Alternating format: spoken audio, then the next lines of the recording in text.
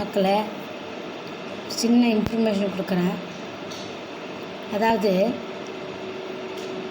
நம்ம நாட்டில் முதலிடத்தில் நாடுகளில் எல்லா நாடுகளிலும் முதலிடத்தில் இருக்கிறது இறைச்சி மாட்டு இறைச்சி வெளிநாடுகளுக்கு சப்ளை பண்ணுறதுல முதலிடத்தில் இருக்குது. காரணம் நம்ம நாட்டிலேருந்து எல்லாம் போகுது.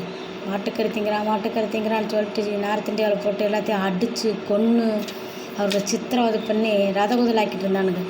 சரிங்களா? ஏன்னா இவனுங்களோட கல்லா கட்டணும் இல்லையா? அதுக்காக இவனுக்கு தின்னாமனு நம்ம கல்லா கட்ட முடியாது. இவனுக்கு தின்ன ஆரம்பிச்சோன்னா நமக்கு வெளிநாட்டுக்கு அனுப்ப காசு பார்க்க முடியாதுன்றக்காக பண்ணானுங்களா. ஆனால் பேர் ஒரு முஸ்லீம் பேரில் ஒரு குரானுடைய பேரில் போயிட்டுருக்குது. சரிங்களா?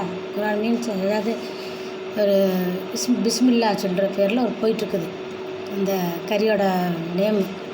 ஆனால் இதற்கு ஓனர் யாருன்னு பார்த்தீங்கன்னா பச்சை பிராமணன். நல்லா போய் தேடி பாருங்கள் மக்களை. உங்களுக்கு நீங்கள் படித்தவங்க தானே, நல்லா போய் தேடி பாருங்கள். யார் இதை பிஸ்னஸ் பண்ணிகிட்ருக்கா, யார் எடுத்துகிட்ருக்காங்க. முதல்ல சொன்னேன் இவங்கெல்லாம் நல்லா சாப்பிடுவாங்கன்னு ஆரம்பத்திலே சொன்ன ஒரு வீடியோவில் நான் போட்டுக்கிறேன். ஏன்னா கறியை வாங்கிட்டு நான் கண்ணால் பார்த்துக்கிறேன். கறி வாங்கி அது மேலே கருவேப்பிலை கொத்தமல்லியெல்லாம் வாங்கி போட்டுட்டு வீட்டுக்கு போயிடுவாங்க. கறி வாங்காத மாதிரி காய்கறி வாங்கிட்டு போன மாதிரி வீட்டில் போய் சமைச்சு சாப்பிடுவாங்க. சரிங்களா?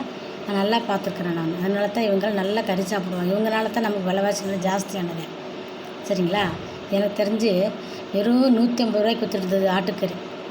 ஆனால் அந்த கறி இன்றைக்கி 800 900 விற்றுட்டுருக்குது. அப்போ நீங்கள் நினச்சி பாருங்கள் எந்த விலைக்கு போயிட்டுருக்குது, என்ன ரேட்டுக்கு போய்ட்டு. இல்லை இவங்க தின்றதுனால தான் மக்களை. ஆனால் வெளியே நாங்கள் நான்வெஜ்ஜு, நாங்கள் வெஜ்ஜுன்னு சொல்லி இருக்கிற காய்கறி விலையெல்லாம் ஏற்றி விட்டுட்டு உண்மையிலே இவங்க நாட்டுக்கு இருக்கிறதே கேடு மக்களை. நாட்டுக்கும் கேடு, வீட்டுக்கும் கேடு.